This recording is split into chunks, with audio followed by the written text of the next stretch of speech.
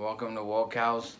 So in the previous video we discussed the auspiciousness or the good fortune that we have to be in a time where we hear the Buddha's teaching, we live in a country where we're able to practice the Buddhist teaching, and we also have the state of mind where we're able to understand and comprehend the Buddha's teaching.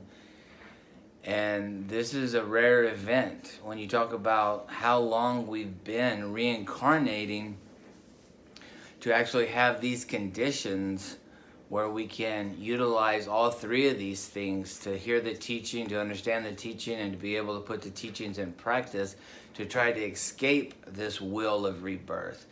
Is a very auspicious time. If you're alive now and you're hearing the teachings and you're starting to practice them, you have to understand in previous lifetimes you didn't have that opportunity for one reason or another. Maybe you were a slave working, building the pyramids, or maybe you were so poverty stricken that all you could do was think about your next bite of food, or maybe you were in wars and battles and your whole life was basically either training for battle or going out into battle and dying, and never even hearing the Dharma. This thing's been going on, in Christianity or some other traditions. They talk about creationism, that the God created the earth, so there was this beginning, first day, second day, third day of creation. Or Buddhism, it's, the short and fast answer when Buddha was asked how long the planet's been around, or how long we've been stuck in this samsaric cycle of rebirth, Buddha was just like, probably forever, just like you could look as far back as you possibly can and you can't see a beginning to all of this. We've been reincarnating. We've been doing this over and over. So if you're in a life now where you have access to the teachings, that's why I really respect these monks and nuns that devote their lives to spiritual conquests. I mean, to totally devote your life to studying the Dharma and practicing meditation and seeking liberation from the will of samsara, to make that bold effort to step out of the householder life, to renounce marriage, to renounce everything, and to join a monastery, or even to be a homeless wanderer or live in a cave somewhere. But to devote yourself to liberation is almost unbelievable.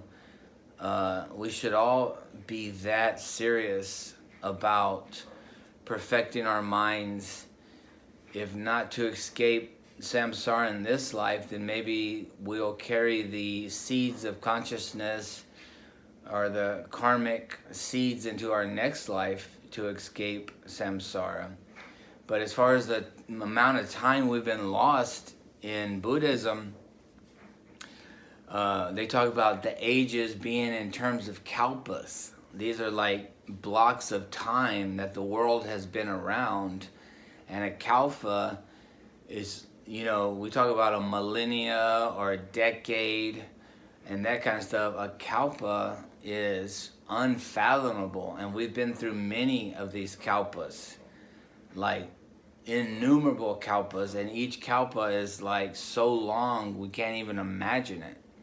So Buddha, when asked about it, he said that, imagine there's a mountain, a solid mountain, is 7 miles high and 7 miles wide of solid rock, and every 100 years a man will walk by with a small piece of cloth, a small piece of silk, and he'll barely graze that mountain. It's just every 100 years he walks by and he barely touches that silk cloth to that 7-foot tall mountain. Well, he said that by the time that mountain is sandpapered down to nothing by that silk cloth, the end of the kalpa it's not even in sight. So you can wear down a 7 by 7 mile mountain with a piece of silk cloth, and still that's only a fraction of time out of that kalpa. And we've had numerous kalpas, and we've been a part of all of all this length of time, cycling in and out of existence in some form or another. And this goes back to infinite time. We don't have any idea. That's why I think that there's been, all kind of civilizations on this planet that have been destroyed due to, natural disaster and asteroid strikes and things like that. We have no idea how many civilizations have lived on this planet before us. Seeing that the Buddha said, time has been infinitely long already. One time a monk asked Buddha how long he'd been cycling in and out of existence, and Buddha said, "How much do you think?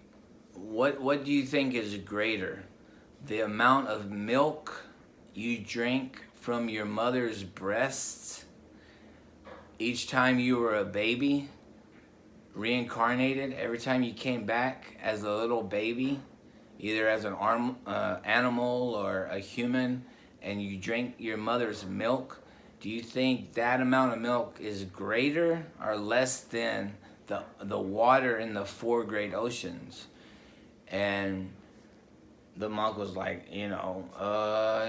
not sure, And Buddha was like, "I assure you, you've drunk more milk from these mothers' breasts than there are water in all the 4 great oceans."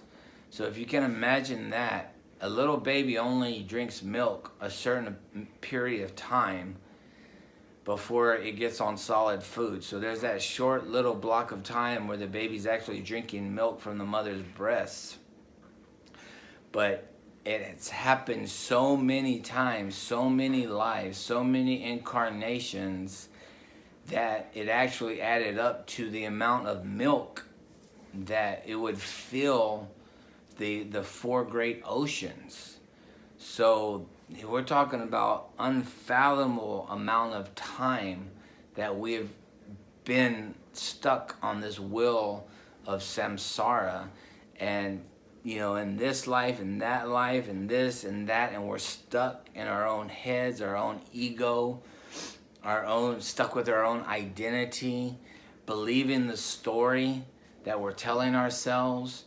And when lightning strikes and you hear the Dharma and you believe it and you start practicing it, and then you start waking up, that is the opportunity to move forward without hesitation, with all the courage that you have to get to know how the mind works and how to eliminate that suffering, so that you can wake up, so that, as I said, in this very life you can become a Buddha.